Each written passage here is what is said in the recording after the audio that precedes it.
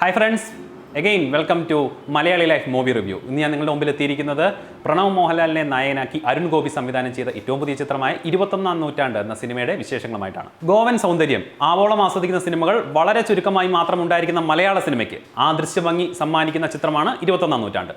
പ്രണവിനെ നായകനാക്കി അരുൺ ഗോപി സംവിധാനം ചെയ്ത ചിത്രം തിയേറ്ററിൽ പോയി ആദ്യ ഷോ കണ്ടവർക്ക് പ്രണവിൻ്റെ പെർഫോമൻസ് ഇഷ്ടപ്പെടുമെങ്കിലും തിരക്കഥയുടെ ഒരു ബലമില്ലായ്മ പെട്ടെന്ന് മനസ്സിലാക്കാൻ സാധിക്കും. ഗോവയിലെ ഒരു കൊച്ചു ദാതയും ഹോം സ്റ്റേ ഓണറുടെ മകനുമായ അപ്പുവും സായ എന്ന പെൺകുട്ടിയും തമ്മിലുണ്ടാകുന്ന പ്രണയവും പിന്നീടുണ്ടാകുന്ന സാഹസികത വരച്ചു കാട്ടുന്ന ചെയിൻ റിയാക്ഷൻ ഫോർമുലയുമാണ് ചിത്രത്തിൻ്റെ ത്രെഡ് എന്ന് പറയുന്നത്. എന്നാൽ ഈ ത്രെഡ് ഉണ്ടാക്കിയ ചരടിന് അല്പം ബലക്കുറവ് ഉണ്ടായെങ്കിലും പെർഫോമൻസ് എന്ന അധിക ചരട് കൂടി ഇട്ട് കെട്ടി പ്രണവിന് സിനിമ ഭദ്രമാക്കാൻ സാധിച്ചിട്ടുണ്ട്. പ്രണവിനൊപ്പം വേഷമിട്ട മനസ്ക ജയൻ, കലാഭവൻ ഷാജോൺ എന്നിവരുടെ ഓൺ സ്ക്രീൻ പ്രസൻസ് ഗംഭീരം തന്നെയെന്ന് പറയാതിരിക്കാൻ വയ്യ. സിനിമയുടെ ആദ്യ പകുതിയിൽ ലാഗ് എന്നത് കടന്നുകൂടിയിട്ടുണ്ടെങ്കിലും നായികയായി എത്തിയ പുതുമുഖം സായിയുടെ പ്രകടനം ഏവരെയും പിടിച്ചിരുത്തും.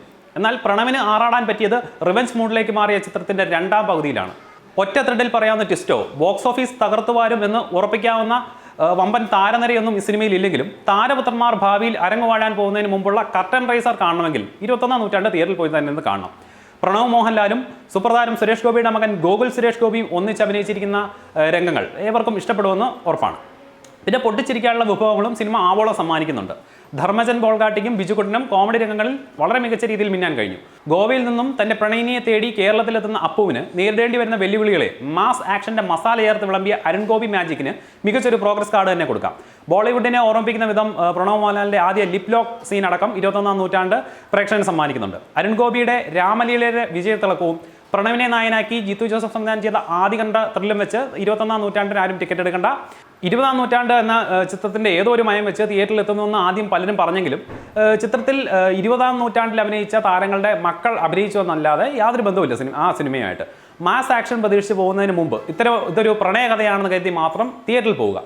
ആദ്യം എന്ന സിനിമയിൽ പ്രണവ് കാട്ടിയ സംഘടന രംഗങ്ങളുടെ നല്ലൊരു അംശം ഈ ചിത്രത്തിലും വന്നു പോകുന്നുണ്ട്. ശങ്കറിൻ്റെ ഐ എന്ന സിനിമയിലെ ട്രെയിൻ ഫൈറ്റ് മോഡിലെ ക്ലൈമാക്സ് രംഗങ്ങൾ നിങ്ങളെ ത്രില്ലടിപ്പിക്കുമെന്ന് ഉറപ്പാണ്. വെള്ളിത്തിരിയിൽ പുത്തൻ പരീക്ഷണത്തിന് ഒരുങ്ങുന്ന പ്രണവിൻ്റെ രണ്ടാം ചിത്രത്തിന് 5ൽ 2.5 തന്നെ നമുക്ക് റേറ്റിംഗ് കൊടുക്കാം. സിനിമ ഏവരും തിയേറ്ററിൽ പോയിരുന്ന് കാണുക.